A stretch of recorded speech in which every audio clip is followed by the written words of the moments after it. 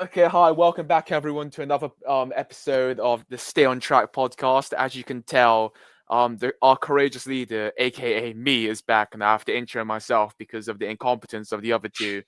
I'm here to save the sinking ship that has become our podcast over the last 4 weeks. This week we'll be discussing our top five favorite films, and without any further talk, Josh, why don't you take it away? I will. So, the first film I'm going to name is Fight Club. God, that's so cliche. Don't, Okay, carry on. don't tell me that's so cliche. Have either of you seen it? Yes. Actually, I haven't actually. Well then, Okay, but all Okay. of the other films could be like Fight Club, Shawshank Redemption, Citizen not. Kane. okay, none of them are like that. Okay, fine. So, Okay, right. carry on. So Fight Club, for me, is a film that gets better every time I watch it. I think I've seen it probably 3 or 4 times. And That's not a very good unlike sign a lot at of all. films, sorry. That's not a very good sign of a good film. So what? So was it like absolutely terrible the first time you watched it? No, I and think then it was gradually- great. It just gets better and better. My problem with it is that the twist is so obvious. It's really good. I like the film, but the twist is so obvious. Rob, I hate people like you. I hate people like you so much. It is. Well, What? Dexter, It's you not haven't obvious. seen it. Why do you you have to haven't bring- seen it? You're one of those people that, after being surprised by the twist, you then claim to know that you have seen the twist coming a mile away. Like, oh, Incorrect. Darth Vader is actually father in German. So obvious. That's so obvious. God, oh my God, I'm Rob. Okay, I'm Rob. anyway, But yeah, carry on. Back to Fight Club. I think that because of all the sort of subtle, or not so subtle hints, with all the sort of one frame insertions of Brad Pitt's character early on in the film, just sort of references to the big twist at the end. I think it's very cleverly done. It's very well shot, kind of classic David Fincher, dark scenes. Just good performances from both Ed Norton and Brad Pitt, two actors who I really like. Oh, yeah, Ed Norton, the second best Hulk actor, the second best live action Hulk actor. Actually, do you guys agree with I that? mean, Actually, now that I he's think probably about it? lower than that, to be honest. He wasn't that great as Hulk at all. Actually, wait, Rob, have you even seen Incredible Hulk? Yes. Have you? I mean, yes, but okay, fine. Okay. You haven't seen Thor 2, so. Or it's because it's not Or worth Ant-Man and the seeing. Wasp. Is it? Or Ant-Man and the Wasp, yeah. Oh, you're right. Two of the most coveted and well-praised films of the MCU. Oh wait, see, actually the opposite. Okay, but yeah, carry on. Okay, Okay. carry on. Yeah, I mean, that's. Do you have anything else to say about it? I mean, I haven't really, watched the film. There's nothing for me to Okay, say. fine. I'm talking. I'm not I like addressing- it. Okay, It's a fun film. I think Oh, yeah. thanks, Rob. Oh, and also the use of the Pixies song at the end is one of my favorite uses of a song in film.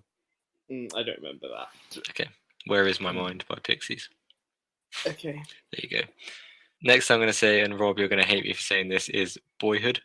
Oh God. As he called it.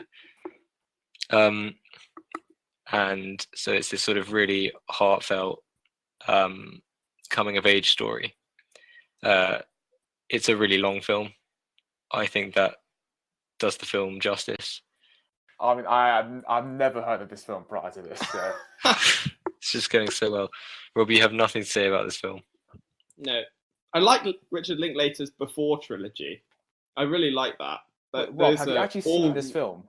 No, I've not. I tried to. I It's too tried to, bad. okay. I really enjoyed it. I mean, you're going to see from the rest of my list that I do love a coming of age film. Yes, I know. So moving on, another one that Rob will hate, The Breakfast Club. No, that film is so boring. Okay, I've actually seen this film, so I've got some things to say about it. Yeah, would you like to say something? Yeah, I would actually. Are we going to say this every time I want to say something? God. Probably. Okay, sorry, that's okay. What I was going to say is that John Bender. I mean, honestly, he's the most annoying character I've ever come across in the film before. And he like, what is he doing? I mean, I kind of understand by the end of the film that it's because he's an incredibly troubled person, but he's just incredibly annoying. I did enjoy the fact that they kind of didn't at the end, because I thought they would go with a cliche. Because I only watched it recently, as in like a year ago, and I thought they would have like a cliche that at the very end they all become mates. But I kind of liked how they had like just that one like Saturday detention, but then all move on back to their And that own was like it, yeah. different lives and social groups. Yeah, I mean Yeah, that's no, why I love it. I think That's a it's good point. again another great use of a song at the end of the film. Don't you forget about me? Mm. Yeah, exactly. Yeah, Just that sort is of true, actually. encapsulates the whole film in that one Yeah. song. Yeah, and another sort of thing on my list is just good uses of songs in film. Yeah, I know, but I enjoyed the bittersweet ending in that regard, and Mhm. I did enjoy the fact that they didn't fall into a cliche that I thought they were going to, oh, let's all now be friends, because that was never going to happen. It would be incredibly unrealistic if they all did suddenly become mates. Mhm. But yeah, so that film's actually all right, actually, Yeah, I mean, apart yeah. from the main character. So moving on, next one you probably won't have heard of it. It's called The Way Back. Nope. So this I had seen Steve Carell in a lot of sort of comedy films like Anchorman, and this was the first film I saw. I think this is when he was kind of switching his career to something more serious. Anchorman is such a bad film. Do you guys find Anchorman funny? No, No. this isn't the point.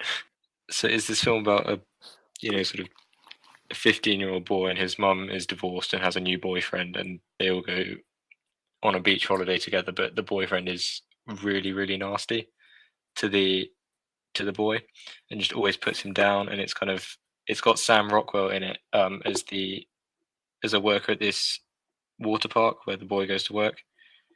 And it's just it's more coming of age stuff, but it's another really heartfelt film that I would strongly recommend.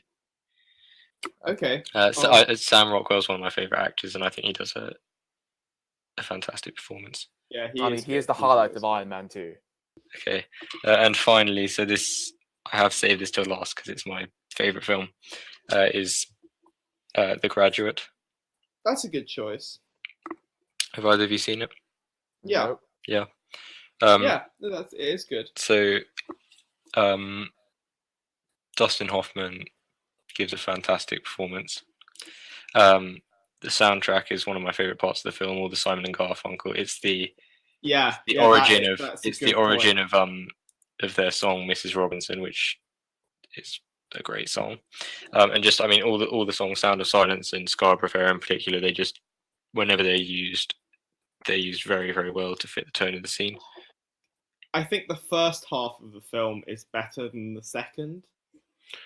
I know what you mean. Good, but it does redeem itself right at the end. Right at the end, the ending, sort of the uncertainty, that last final shot at the back of the bus where there's like this look of uncertainty between the two characters. That's why it's just I didn't expect to enjoy it when I first watched it. I think I watched it just because it was on a list of films that I was getting through, and I wasn't expecting to really enjoy it, and then I did, and it's been my favorite film for the last 3-4 years. Well, there you go, Dexter. You should see it. It's fine. I'm looking at the ending. Okay. Right, Rob, would you like to move on to yours? Sure. So the first one I'll mention is Groundhog Day.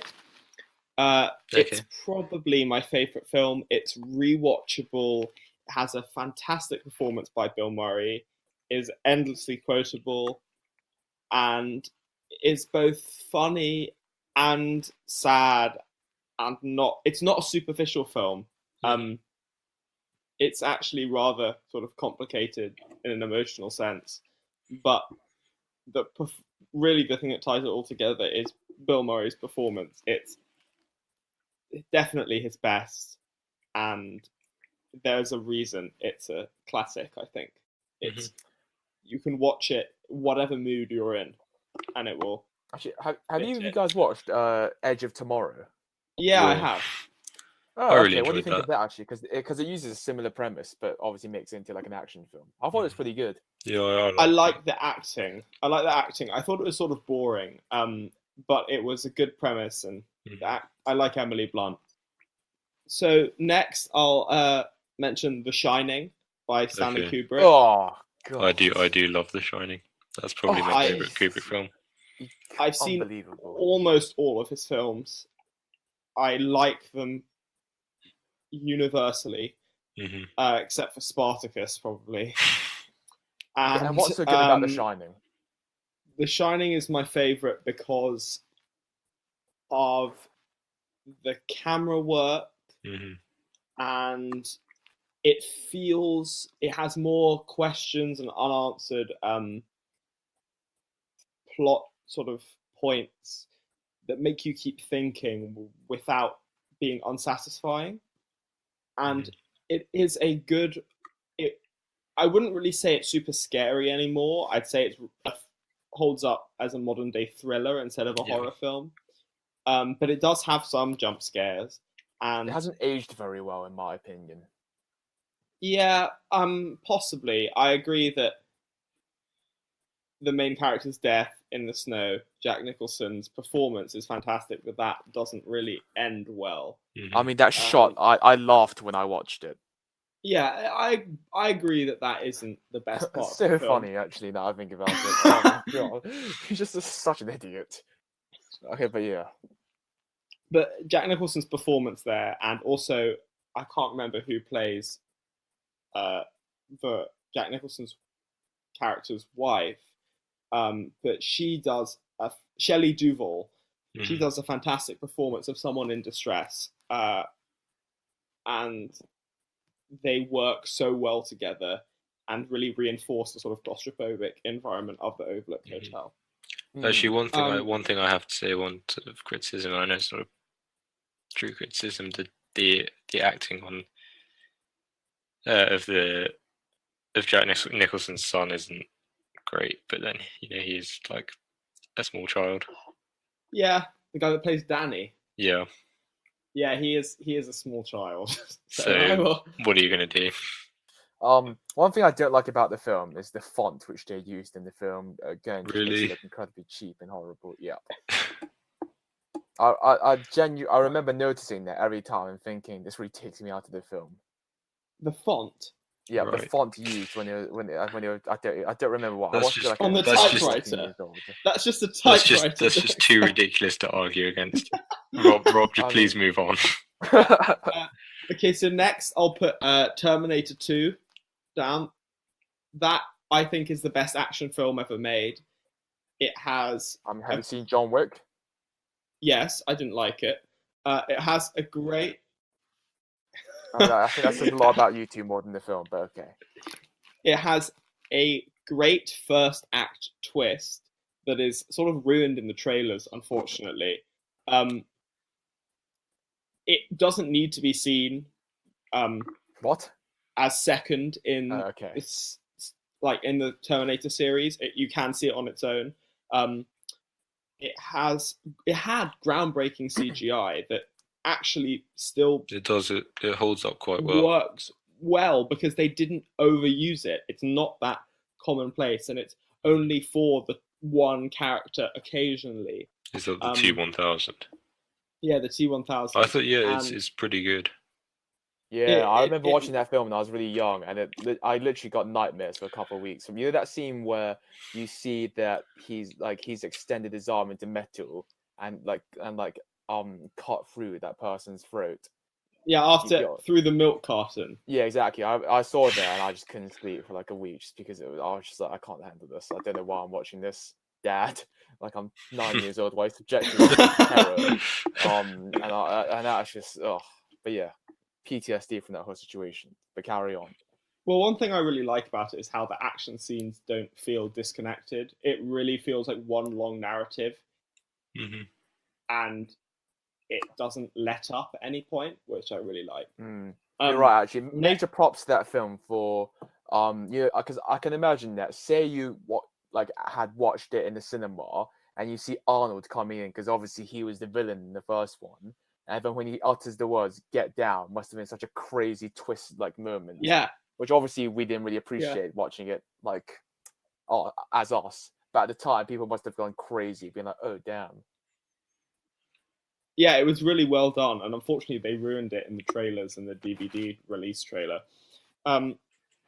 Next, I'll put sort of a unusual film down, which is Ingmar Bergman's Persona. It's it's a black and white film from Oh, the mid 60s, and it's about a nurse who, or about someone who goes, I think she's a stage actress actually, goes mute, and she refuses to talk, and a nurse, she gets taken with a nurse to an island retreat to try and recover. And what happens in the sort of dynamic between the nurse and the stage actress who is refusing to talk is just endlessly interesting. And the ending is just bizarre. The same scene is shot twice from two different points of view, one from each of the two women, and you can read a different sense of what's going on from each perspective. It's just fascinating, and there are hundreds of mysteries. I think people have written like books on this film about what it means. Nobody has any idea. God, what losers? But it's really good. I really love it. It's super interesting and one of a kind. Mm-hmm. The last film I'll say is it's not a very good film. I think you'll agree with me, Josh. One of my favourite films is Tommy Wiseau's The Room. Really? Yes, I have had more Wow. fun. I've had more fun watching that film than I have watching lots of other films. That's fair And I think enough. That's a good criteria, and We, it's about a I don't know really. It doesn't It's have a about a plot. room. It's about someone who is in the process of finding out his best friend is sleeping with his wife Fiance. and fiance. Sorry, and the acting is unbelievably awful, and the plot makes no sense whatsoever, and But it's endlessly quotable. it's endlessly quotable, and the music is so off. That the flower shop scene as he leaves the flower shop. It's a cult film. They have Josh and I went to a screening where we met Tommy Wiseau himself And Greg Sestero. Oh wow! and Greg Sestero, and got our picture taken. And all the quotable lines, you throw plastic spoons at the screen. It was quite an experience. It was very fun. Yeah. I mean, that just sounds very trashy. It's a bit like a modern day Rocky Horror Picture Show, except But even worse. It's a much worse film. Mm-hmm. So that's it for me. So Dexter. Dexter, yeah. Okay, I'm gonna start off with my favorite film, and it's called The Judge. Don't know whether you guys have heard of it actually. One of the reasons why I like it so much is because obviously Robert Downey Jr. is now like a worldwide icon as Iron Man, and when people see him, people just see Iron Man basically. But he's actually an incredibly like good actor, and I think that's often, even though I'd say that he does do a fair amount of good acting in the Avengers and the Iron Man films as the Tony Stark role.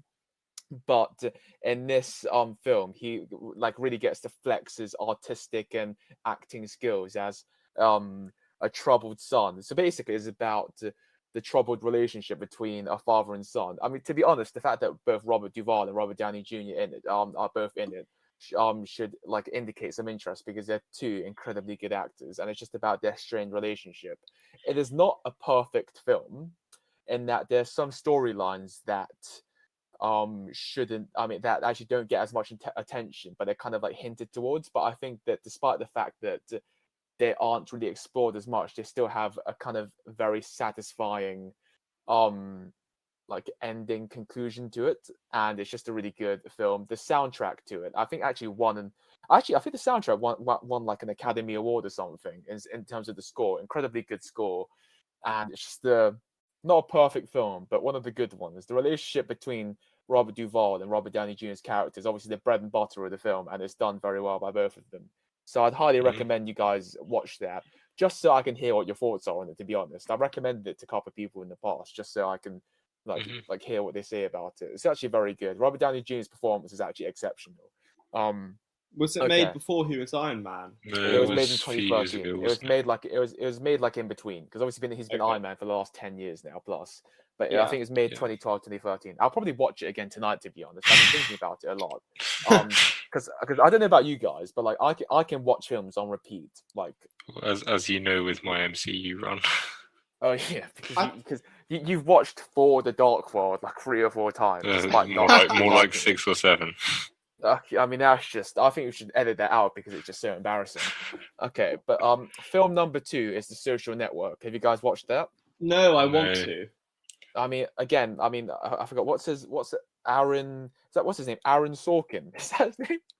Yeah. Aaron. Yeah, Aaron Sorkin does dialogue incredibly, like, suits the film very well. I think Aaron Sorkin's generally fast-paced dialogue works very well with Jesse Eisenberg's delivery. Have you guys seen any other Jesse Eisenberg films apart from Justice League? Unfortunately, yeah. Okay. BVS. Okay, yeah. Not Is that good. the only film? Okay, yeah. No, I've this- seen him in a few other things. I think He's in Now You See Me. he's Oh, yeah, he's exactly. got a very specific sort of like type of character that he plays. Yeah, exactly. Sort of exactly. a bit like kind of stuttery, if you see what I mean. But Yeah, it's got I'm similar not a to you, huge actually, fan of Josh, him now as that I an think actor, about actually. it. Oh my god, Josh, you're really similar to Jesse Eisenberg's characters, actually, now that I think about it. Thanks. That's a real Lex Luthor to you. But yeah, so I feel like the dialogue's all incredibly well done. The soundtrack is good. The mocap between which what's his name, Army Hammer uses is pretty good. Not that that's important to it really, because it's not like an action film. Mhm. But many people were surprised to find out that Army Hammer didn't actually have a identical twin. Because they Mhm. genuinely thought that there were 2 people filming it, which is always like a good sign, I guess. When I say many people, I include myself within that, which is just kind of embarrassing, but whatever. Mhm. I mean, obviously I've got certain gripes with biopic type films like this. Like, obviously, Bohemian Rhapsody came out recently, and I don't have that much respect for it because they've kind of, obviously changed the details. Just like how basically at the end, Freddie says that apparently he's got AIDS just before the Live Aid performance, but actually it's now come to light that none of that actually ever happened. And I think Mark Zuckerberg doesn't like the character, how he's portrayed in the film. Yeah. As biopic film goes, as in that, it's much better than the Ashton Kutcher Steve Jobs film, which I don't know if you guys have watched that, but that is No, I haven't. absolutely terrible. Ashton Kutcher is such a terrible actor; it's unbelievable. The Michael Fassbender one's probably a lot better, I think. But yeah, Social Anyway. Network, incredibly entertaining. I've really just gone on about other films. Yeah. Social Network, incredibly yeah. good film. What's next? Okay, third film is Superbad. I assume you guys haven't watched this No, because I have actually seen that. oh, that's actually It's pretty good. it is pretty good. I think it's the best comedy film I've ever watched. But however, I've watched it too because I find that comedies don't age very well. I don't have they don't have a very long like lifeline. So now I can't watch Superbad anymore because I But it's still on your all of the list. jokes. Having said that, I was able to watch it like hundreds of thousands of times before it got boring. And it's like, okay, and I respect it because apparently Seth Rogen finished like the first script for it when he was like 15, 16 years old. What the hell have we done? But yeah, so Superbad, like incredibly funny film. Despite like obviously it's a comedy, so it's like at the fundamentally it's just a very humorous film. The acting is done by so many greats like Seth Rogen, Jonah Hill, Michael Cera. Who else is in it? Actually, who's that guy who's in Kick-Ass? What name is? Hello. Oh, McLovin, Christopher Mintz-Platz, or whatever his name Oh is. yeah, Christopher Mintz. Yeah. So he's incredibly good in it as well. So like, He the is, film's yeah. amazing. They've actually also got cameos from other, like not intentional cameos, but cameos from like the person that plays Boyle in Brooklyn Nine-Nine's in it. Incredibly funny film. Like they've got some iconic jokes in it. Like McLovin, Josh, as you just said, is an Yeah. iconic. It is. And like even if you don't watch the whole film, just look up the McLovin part and it'll floor you. But yeah, moving on to the next film, I take a more serious Good Will Hunting. I think it's just an objectively good film in anyone's eyes. Have either of you guys watched it? Well, it cut out for me. I didn't hear. Yeah. What the film What is the was. film? Oh my god, that's unbelievable. Okay, so do that again. Good Will Hunting. Oh yeah, it's awful. Are you kidding me? Oh. Sorry, we both No. called Yeah, we it both to be on your called it, yeah. list. It's an incredibly good film. What's wrong with both of you? No, it's It's- fine. It's good. I couldn't care. I thought it was boring. I will just be honest. I thought it was dull. I didn't think there was anything like wrong with it.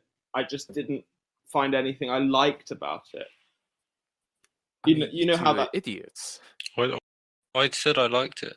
there But, wasn't like- Oh, okay, anything fine. wrong with Rob, Matt you're a Damon's A That's solid performance. 7 or 8 out of 10. There wasn't anything I wrong can't- with. I mean, Robin Williams is always good, but he's always in bad movies. Are you what? What? Yeah, he's always Yes, good. you're but right. he's bad. That's what everyone says about him. Is like he's good, but he's always in bad movies. And everyone is right, Dexter, except you. Yeah. No one actually says that, Rob. That was major sarcasm. Fool. So what was going to. What was it? Okay. Apart from this derailment and you guys terrorizing me for putting Good Will Hunting down on, as well as like a panned film. I didn't say anything. You put your stupid The Room film down. What was I going to say? Okay, so it's the first Robin Williams film that I've actually ever watched, and like his performance within it is incredibly nuanced and powerful. I don't really understand why Rob hated so much. I don't hate it. I It probably didn't just like went anything just went about over your head, to be honest. Oh, right, okay. And I think that's the only conclusion that I can come from that. And my last film, you guys ready? This was also done in no particular order. I have to say as a disclaimer, even though my favorite film out of the 5 was The Judge. Is Crazy Rich Asians. Really? Yep. As in, it's not like a Why? particularly good film, but it was a I very, know. but it was a very. Actually, have you even watched it? Yes. No, I haven't. What? But as a rom-com, it stands up pretty well. I haven't really. It was actually the first rom-com I ever watched in my life, and actually, I teared up watching it 3 times. There wasn't anything wrong with it. The act, you know who was really good plays the mum. Yeah, exactly. Michelle Yeoh's acting it always is like good. incredible. She's always good. Have you seen What? Crouching Tiger, Hidden Dragon? No, I haven't. But lots of people mentioned it in interviews because apparently that's what she's in as well. She but was yeah. fantastic in it. Yeah. So That's an Michelle amazing Michelle performance. Yeoh's acting is incredibly good. Like it is quite funny, which I think lots of rom-coms actually aren't. I feel like lots of rom-coms often focus on the rom apart from the com. Oh. But it is like very funny. It's got what's his name is in it, who plays Mr. Chow in The Luke Hangover. Ken Jeong. Yeah. So he's in it. Always a like a very comedic actor, very impressive comedic skills, and for the most part, like you just care about what happens for the characters, which I think fundamentally, any good film succeeds in doing. And it's because I watched some rom-coms afterwards, and a lot of them were very subpar. Like, for example, 4 Weddings and a Funeral. I don't know whether you guys have watched Oh, I that. actually watched that the other day. I quite No, enjoyed I it. haven't seen it. I I mean, like it's my it's Love so Actually. bad. I was watching that film actually before we watched Into the Spider-Verse, and after watching Into the Spider-Verse, I realized how much better of a film it was, and then just never finished it. And you know what the worst part was? I got into the last couple of minutes of the film, and then I've never finished it. But I didn't care about the characters. It wasn't funny at all. Compared to Crazy Rich Asians, which is incredibly funny for a rom-com, and the characters, I was like, oh yeah. By the end of it, when the ending occurred, not to spoil whether it's a happy or sad ending, but like I like a bit like that guy did in The Breakfast Club. I triumphantly did I fist bumped the air and said we did it. And also, Right. I think the Okay. very fact that I cried 3 times during the film says a lot about it, because I had never cried during films. I actually berated the friend that I went with who cried, and then minutes later, then started sobbing, and then again, and then a 3rd time. God, what a film! What a Right. powerful seen- film. Have you seen Love Actually? That's a good rom-com. No, I haven't, because after watching 4 Weddings and a Funeral, I was like, never again. But yeah, so Well. that rounds up my list. Cool. Okay. So we will be back next week. I won't be here, unfortunately. You won't, I that's am true. Fortunately, taking a week off. But I Wait, will what be are back you the week actually doing? afterwards. I'm going to San Francisco. okay. Okay. All right. Bye.